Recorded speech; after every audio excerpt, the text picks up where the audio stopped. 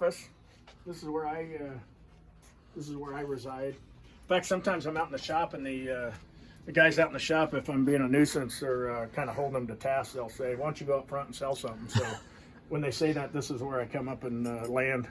You got some trophies over there too. Yeah, we although the trophies, it's nice to get a trophy. Typically, when we restore a truck, the customer will allow us to have it.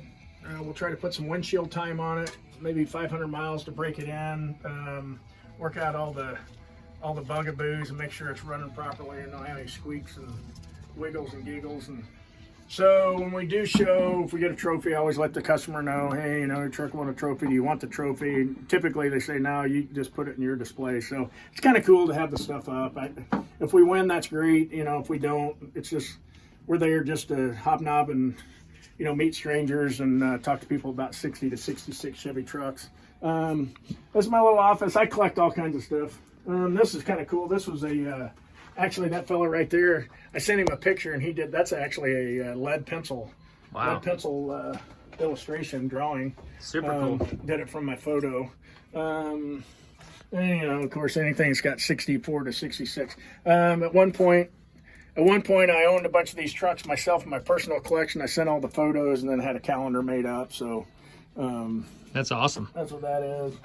Now these over here, the Speedway, Kansas Speedway show. Yeah, well, went to that, or is that actually we try to.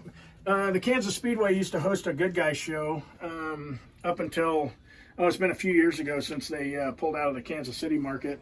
But the Good Guys still has a annual show up at the Iowa State Fairgrounds up in Des Moines, Iowa every year, which would be the Heartland Nationals, Des Moines, Iowa. So if you ever attend a Good Guys car show, as you're entering the show field, they'll have a photographer set up there, and they'll snap a photo of you rolling in your rig, because you can see all these are occupado. And then you go over to their kiosks during the show, and they have various backgrounds. Now, obviously, this is when the Good Guys show was at the Kansas Speedway, so I kind of like that. It's a Kansas City deal.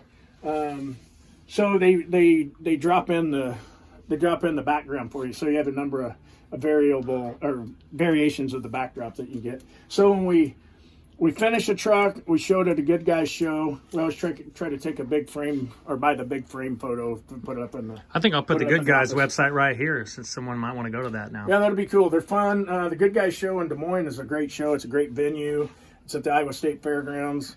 The aftermarket vendors are amazing. The food vendors are amazing. They have entertainment. So check out Good Guys. It's actually a great show. Now, some people don't like it. It's a little too commercial for some people. But it's a great place, whether you're showing or whether you're exhibiting, showing, or just attending. That show's usually 2,500 to 3,000 vehicles.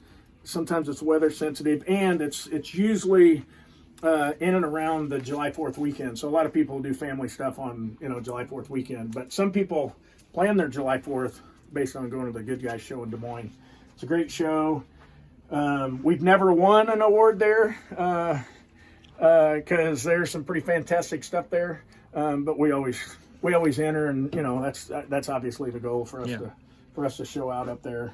Well, this truck actually did win an award, won a period perfect award at the Good Guys at the Kansas Speedway, and that's the only Good Guys award I've ever gotten. I was very honored because Good Guys shows, if you do in fact get an award, you're in what they call the winner's circle on Sunday. So it's just winners at the show for the various awards that they give out. So that little truck parked amongst all these pretty high-end restored projects was pretty. I was pretty humbled. It's a nice by truck. that we did that truck for a fellow in St. Louis, Missouri. What's that paint color? That is the 507 light blue. If it was a single tone truck, it'd be a 507. If it was a two-tone truck, which the blue and white. So technically, the GVW tag on this for the paint code would be 537. But as you can see, that's a 66 based on that badge. That's a 10 series, which is a half ton. It's a 4-wheel drive truck. The wife looks happy too. She's smiling. Yeah, that was old Deb. She used to be my co-pilot at a bunch of shows for a couple of seasons. This truck, actually, that's a 4-wheel drive. That's not correct for this truck. Hubcaps on a 66 are not correct. We, through much conversation with the owner of that truck, he felt like the caps would look better on that, so we retroed some caps to fit. As you see on the fronts with the factory lockout hubs, you got to punch the centers so they'll clear the hub assembly. And then the rears, actually the fronts are the same as the rears, but the rears just don't have the centers punched out. We did the same thing on this 66. This happens to be a short bed step side, half ton. This is a long bed fleet side, half ton. And I actually used to own that truck. Sold it as a hard asset just to help with the business, building the business. But I sold it to a local fella, who then sold it to another fella that I own, or that I know, and he wanted it restored back to factory specs. So minus the hubcaps, and as you can see, the shocks on this should be Delco GM shock gray. Those happen to be and they should be spiral bodies, which they're not. But if you're a real detailed guy like we are, and we try to be, the guys that are the real purists would pick out, not supposed to have caps, the shocks aren't yellow and things like that. But we try to do it factory correct unless the customer says otherwise. So anyway, It's a nice truck. Yeah, All these trucks are really nice. A nice combination of them. The back and black plate that we saw earlier, that's actually the plate that I put in. This is the first 60 to 66 4-wheel drive truck that I actually ever owned. I sold that to a local guy who turned out to be a friend. He bought that truck from me probably 10, 12 years ago, and we're still friends to this day. KK and Miss K are their names. He's about my age. Happens to work for the local utility here in Kansas City. Still has the truck, parks in his garage. They show it once in a while. Sweet. But yeah, that's a real cool. It's got a good look to it, good stance. What's also sweet is my coffee mug from 456 Chevy Trucks. How could someone get one of these bad boys?